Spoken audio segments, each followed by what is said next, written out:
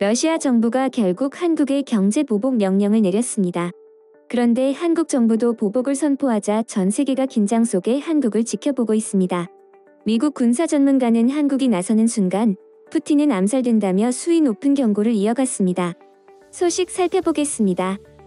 한국을 포함한 기후 국가들을 대상으로 러시아가 수출 금지 조치를 내린 500개 품목이 공개됐습니다.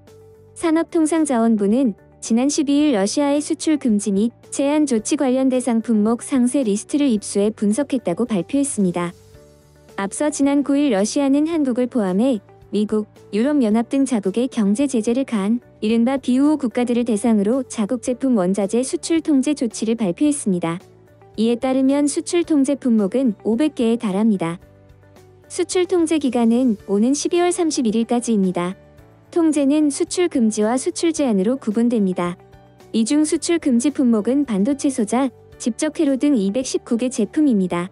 수출 제한 품목은 러시아 산업통상부와 천연자원환경부 등 5개 부처가 수출 허가를 관리하는 281개 제품입니다. 러시아 영토를 원산지로 하는 상품은 이번 수출 금지 조치에서 제외됩니다. 러시아를 단순 경유하는 물품이나 해외에 있는 러시아 군대 활동 보장을 위한 수출 혹은 개인에 의해 수출되는 개인용 상품 등도 모두 제외됩니다. 산업부 관계자는 이번 조치는 과거 수입산 제품 장비 등을 주 대상으로 한다고 밝혔습니다. 이어 현재 러시아 내 외국 기업 소유 장비 등의 반출을 제한하기 위한 목적인 것으로 판단된다고 덧붙였습니다. 결국 한국의 경제 보복 조치를 취했다는 겁니다. 이에 대해 정치 전문가들은 러시아 정부가 거의 마지막으로 제재에 동참한 한국의 경제 보복을 가하겠다는 것이라며 한국 정부도 최근 금융거래 중단을 선포하면서 맞불을 놓고 있다. 미국 군사 전문가는 러시아가 아직 한국을 무시하고 있고 한국 군사력이 동원된다면 푸틴 암살은 시간 문제라고 평가할 정도라고 분석했습니다. 한국이 이슈의 중심에 서자 일본인들은 질투했습니다. 다음은 해당 소식을 접한 일본 네티즌들의 반응입니다. 원화 약세와 코스피 약세가 동시에 일어날 것 같습니다. 하느니 열심히 하고는 있는 것 같지만 1달러가 1,300원이 되면 끝이겠죠. 아마 가속적으로 올라 1,500에서 1,800원이 되지 않을까요? 한일 스와프도 5월까지 원화가 버틸 수 있을까? 뭐 외국 자본을 끌어들이기 위한 기사겠지만 내일부터 또 환율이 오를 것이다. 미국의 인플레이션율은 7%, 유로권의 인플레이션율은 5%, 코리아의 인플레이션율은 2.5%. 그냥 망한 국가가 따로 없네. 한국 같으면 삼성전자 정도가 아닐까? 인플레이션이 와도 임금 인상 등으로 커버할 수 있을지도. 전체적으로는 기사처럼 순조로울 것이다. 한국도 비정상적인 부동산 버블, 실업률 고조 등 어느 쪽이든 신경 쓸 게 있겠지만 먼저 정치적 안정성 외교를 지향해 주시기 바랍니다. 자국에 너무 큰 기대를 걸고 있는 거 아닌가? 그러나 이미 저성장에 들어가 있지. 인구 감소의 저출생률의 빈 문제도 있으니 꽤 위험한 상황이네. 지금만으로 금방 회복할 수 있다고 생각하는 것 같은데 무리인 것 같다. 대체로 이런 식으로 말하는 것은 내리막길이라는 증거. 지금 한국에는 다시 경제가 상승할 아무런 재료가 없다. 한국은 비슷한 위기가 안 올 거라고 생각하나? 대단하네요. 한국은 지금 한국전력이 우량 기업에서 좀비 기업이 된 사례를 알고 계신 걸까요? 윤 씨는 다양한 가격에 개입한다고 해서 그게 성사될 거라고 보는 걸까요? 역시 한국이네요. 그리고 러시아는 적대국 기업이 가진 전략 물질이나 중요한 민생품을 생산하는 설비를 접수하려는 것 같군요. 한국의 민간 기업이라고 하지만 자유민주주의 진영의 일원으로서 접수되어 악용되기 전에 조업하지 못하도록 파괴하자는 정도의 생각은 없는 걸까? 한국 기업도 매스컴도 만일 접수되어도 이를 너무 쉽게 생각할까봐 걱정되는 기사네요. 전쟁은 장난이 아닙니다. 일본 기업들도 꼼짝 못하게 된다. 향후 해외로 전개할 때는 컨트리 리스크를 과소평가하는 것은 위험하다고 생각한다.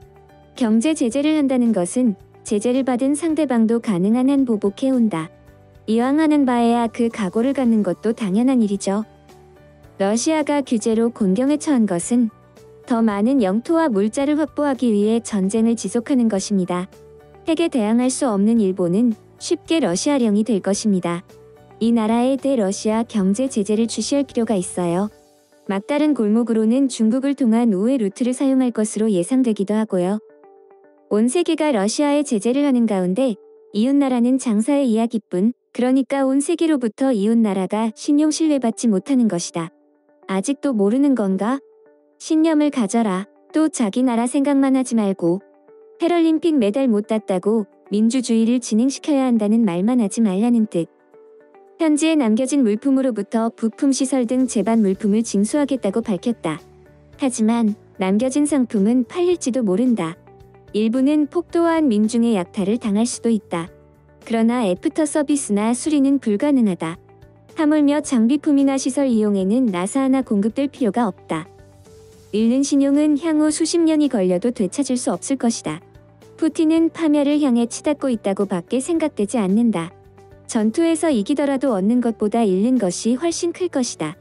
어쩌면 푸틴이 정신질환을 앓고 있다는 보도만이 지금 시국에 신뢰성이 있을지도 모른다. 한마디로 말하면 이 긴급시에 사용이 끝난 중고 설비로 가치가 감가하고 있고 러시아 밖으로 반출하는데도 꽤 비용이 드는 것에 집착하다니 너무 답답하다. 조업 정지된 외국 기업의 자산을 국유화하자는 나라에서 종업원에게 그런 것을 명령하다니 종업원의 목숨을 돌보지 않는 수전노 같은 소행. 대개 자랑인 삼성은 전혀 제재의 이야기도 안 나오고 도대체 어떤 국제협력을 할 생각인 걸까? 이봐, 선진국산 세계가 인정한다든가 세계가 기대하고 있다든가 투덜거리는 기사라도 좋으니까 뭐든 좀 해봐. 저는 현역 시절 모 대기업 은행에서 근무하고 있었습니다만 펀드 빌더 씨의 지적은 항상 객관적이고 정확합니다. 수치도 틀림이 없습니다.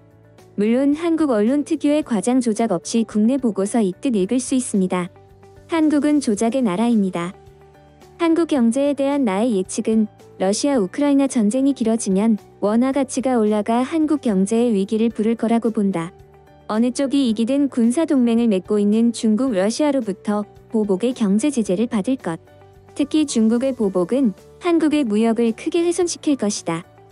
미일 관계 같은 공고한 동맹이 아니라 역대 대통령들의 철밥통과 고식 외교로 한미, 한일과의 신뢰는 떨어지고 공조도 취약해질 수밖에 없다.